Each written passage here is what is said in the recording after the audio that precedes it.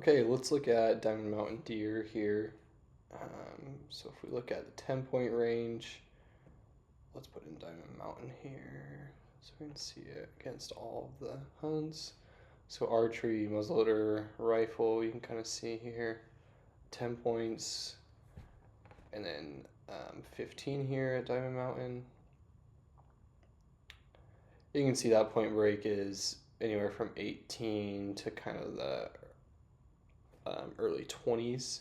So a good hunt for the odds if you've been building points, but let's dive into the unit. So located in the central east corner of Utah, there's a couple access points. One from um, up by Flaming Gorge, and one from Vernal. And so there's a couple highways that kind of take you into the unit.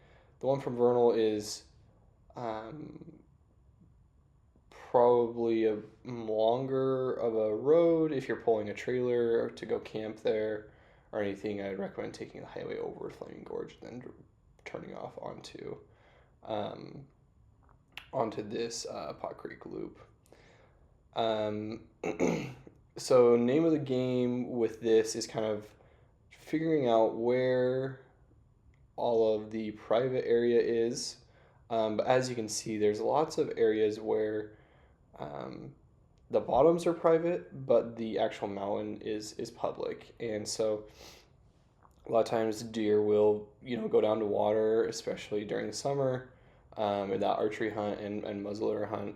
They'll go down to water and then climb back up to the mountains. So um, there are a couple of these draws that have water in them, but the majority of them are all private.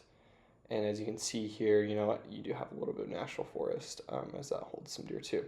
A lot of people will, automatically skip all of this lowland stuff, especially for, archery. They think deer are going to be higher and elk as well. But as we're talking about deer, don't skip over some of this lowland stuff. There's some really good bucks that kind of come out of these um, kind of badlands looking topography with some pinyon juniper and sagebrush flats.